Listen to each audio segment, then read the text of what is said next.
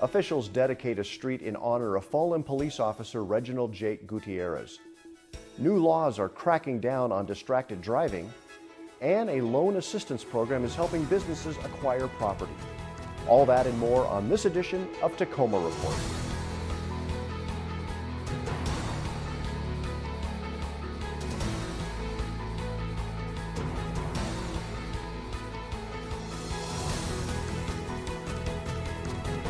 Hello, I'm Lane Fickey. A street that runs past the Tacoma Police Department substation in Stewart Heights Park is now called Reginald Gutierrez Lane. The name change pays respect to Officer Reginald Jake Gutierrez, who lost his life last November while responding to a domestic disturbance. At the end of the day, Jake exemplified what it truly means to be an honorable, selfless, and dedicated law enforcement officer who came to work each day in the service of others, even at times putting the lives of others ahead of his own. Officer Jake Gutierrez was based at the substation and was well known and loved by the community. Handling a phone while driving is now against state law, and doing so may result in a primary offense that comes with a costly citation. The new law bans the use of mobile phones and other electronic devices such as tablets or laptops while driving, at a stoplight, or stopped in traffic. Drivers are also prohibited from using a handheld device, including composing or reading any kind of message, looking at a picture, or taking pictures. Phones must be in a dashboard cradle for navigational purposes. Drivers can also be fined for other forms of distractions like grooming, eating, or smoking if it interferes with safe driving and they are pulled over for another offense. Construction is underway at intersections in the downtown and hilltop areas as part of a pedestrian improvement project. This work is taking place at several intersections along South 11th, 19th, and 21st Streets. Enhancements include the addition of curb ramps, signage, and similar features to improve pedestrian visibility and safety. Visit the city's capital projects page for a full list of improvement locations and click on Hilltop and South Downtown pedestrian improvements. A project office for the Links to Opportunity effort is now open in the Hilltop community at 1120 South 11th Street. This project is a partnership between Sound Transit and the city with the goal to design streetscape improvements along the Link expansion route, including sidewalks, lighting, and landscaping. The storefront will be staffed during certain hours 3 days a week and will be used for community events to engage residents in the streetscape design process. For more information on the Links to Opportunity project, visit the city's website. If you're looking to locate or expand your business in Tacoma but need a little help getting that perfect piece of real estate, this next report from Maria Lee has the information that you need. They take things people don't need anymore. Doors, windows, cabinets, lights, flooring, lumber, all of those things. Then they sell them to others who are looking to spruce up their own homes.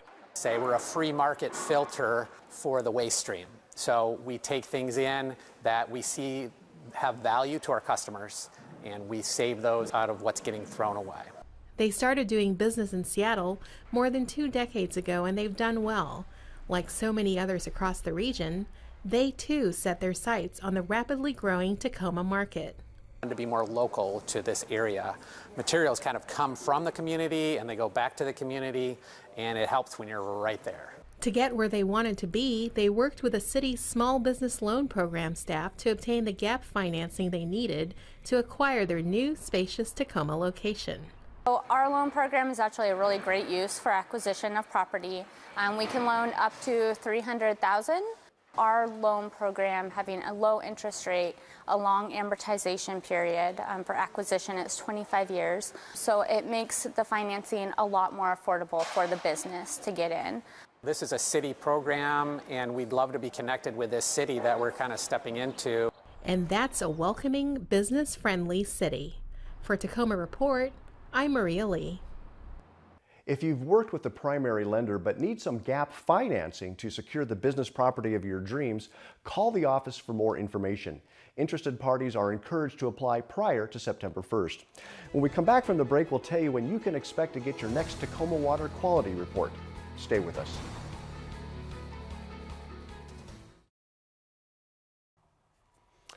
Tacoma Water customers will soon be receiving some important information about their drinking water. The annual Water Quality Report provides valuable information about the health and content of the water supply. The report includes details on how Tacoma Water tests and treats the water supply for environmental contaminants and how it meets federal safe drinking water standards. Tacoma Water serves about 100,000 households and businesses and has been providing safe and reliable service to the area for over a century. After years of work, Tacoma water planners have found a new way to reduce unnecessary and costly replacement of underground water mains in our neighborhoods. John Phillips shows us how they're using the latest technology to reduce costs and street closures while maintaining the reliability of our water supply. Historically, when water mains reached 100 years of service, Tacoma Water replaced them.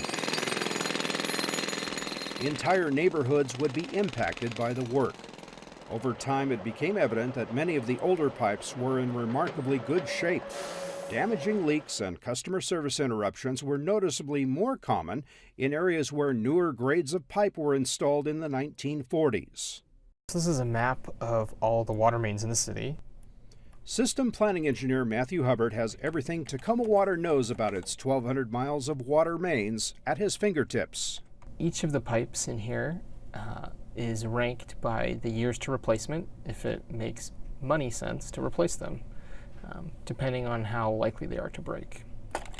It's called asset management, and it's become a way utilities can precisely target old and failing infrastructure.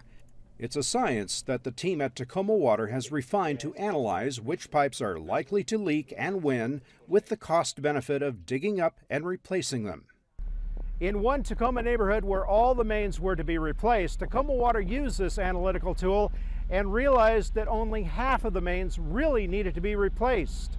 It saved them $500,000 in project costs.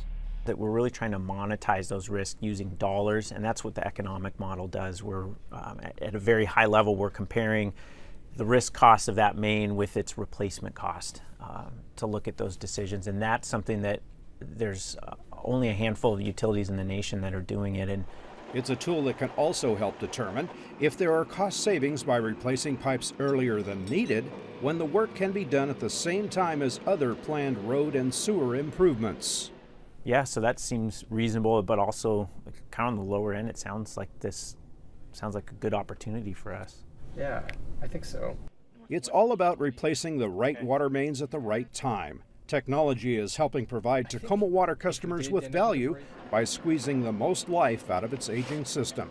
For Tacoma Report, I'm John Phillips.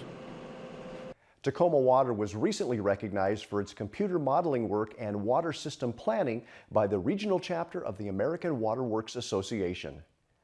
Citizens for a Healthy Bay is looking for volunteers to help keep Tacoma waters clean as part of a citywide effort to mark storm drains with the No Dumping Drains to Puget Sound message.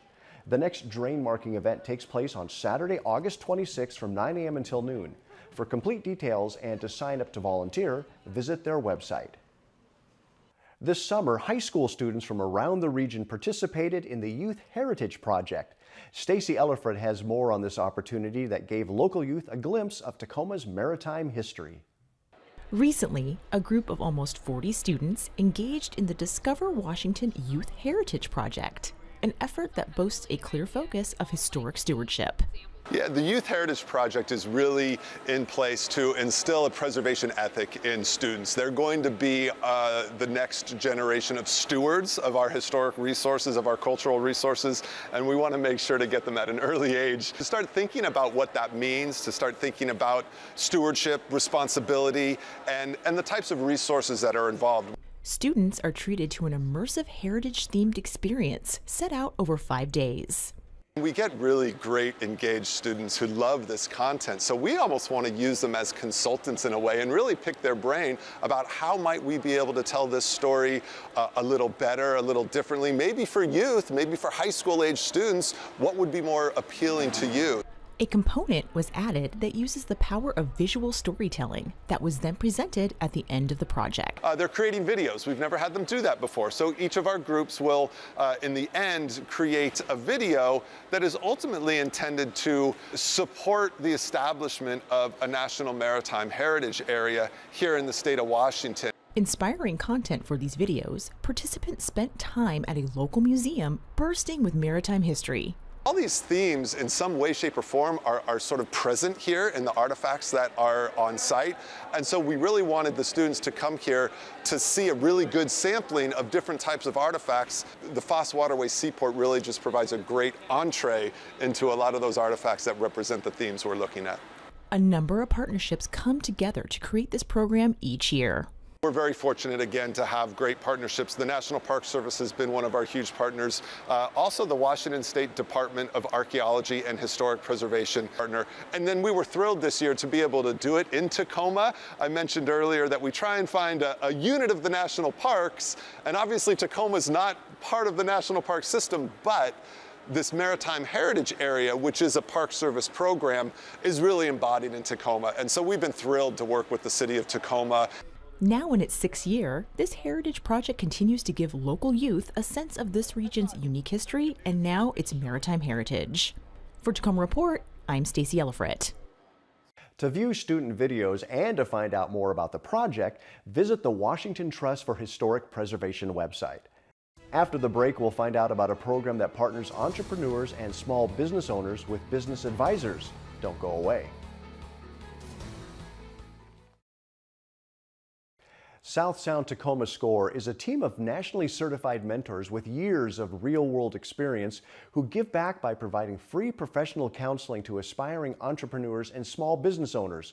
They consult with businesses in Pierce, Thurston, Lewis, Mason, and Grays Harbor counties. I think that it's really important to mentor people with ideas, get those ideas down onto paper, and then turn them into reality. In Tacoma, SCORE is located at Bates Technical College. For more information about getting a business mentor, you can arrange a meeting by calling the program number. As part of the city's Neighborhood Small Innovative Grant program, the Central Neighborhood Council recently approved a sewing workshop for teens who are working to produce a quilt for the Hilltop Street Fair Quilt Show. Thanks to Central Neighborhood Council, who approved our innovative grant of $2,500, we were able to purchase sewing machines at a discount so that we can teach our young people to quilt. The quilt that we're going to produce from this project is going to be part of the Hilltop Street Fair. The children will also be there at the street fair to tell what they worked on in the quilt and how they put it together and actually tell the story. 24 applicants were selected by the neighborhood councils this year for Neighborhood Small Innovative Grant Program funding. The neighborhood councils are always looking for new members. More information about Tacoma's neighborhood councils is available at the city's website. More free movie nights under the stars are coming up over the next 2 weekends, courtesy of Click Cable TV and local parks and recreation departments. On Friday, August 4th, Disney's Moana will be presented on the Click mobile movie screen at Tacoma's Stewart Heights Park. On Saturday, August 5th, you can catch the movie Sing at Cirque Park at University Place. The center at Norpoint will be showing Kubo and the Two Strings on August 11th, and on Saturday, August 12th, another screening of Moana will take place at Chambers Creek Park. The Click mobile movie series is a family-friendly event. Moviegoers are encouraged to bring their own lawn chairs, blankets, and popcorn. The fun begins around sunset. Now that the sun is out, getting out into the garden is a treat. In our next report, Megan Snow brings us a recently added idea at the Enviro House. The Enviro House, located here at the Tacoma Recovery and Transfer Center campus, has green building, landscaping, and sustainable ideas for in and around your home. Recently, they added a new outdoor exhibit for tea lovers. This is our example of a tea garden. It's our new exhibit at the Enviro House, and it's a variety of herbs that include lemon balm and lemon verbena, lemongrass, some mints of different kinds, and they're plants that you can use the leaves fresh, dry them. You can use them for flavoring in teas or other kinds of foods, salads. We also have lavender, which will attract, it's a pollinator, will attract the bees. While you are visiting the Enviro House's new tea garden, check out the blueberries and come inside for more displays and ideas. Walk-ins are always welcome. We're open Wednesday through Sunday, and we love to have visitors here. We also do tours for prearranged groups, garden tours, house tours, and we do tours for schools, and we have our free workshops every week. The Enviro House is a great place to learn about sustainable products and get inspired. For Tacoma Report, I'm Megan Snow. The Enviro House is open Wednesday through Sunday from 10 a.m. until 5 p.m. For more information or to sign up for a workshop, visit them online. Well, that's all the time we have on this edition of Tacoma Report. A great way to find out about the services the City of Tacoma has to offer is by going to cityoftacoma.org. Until next time, I'm Lane Fickey.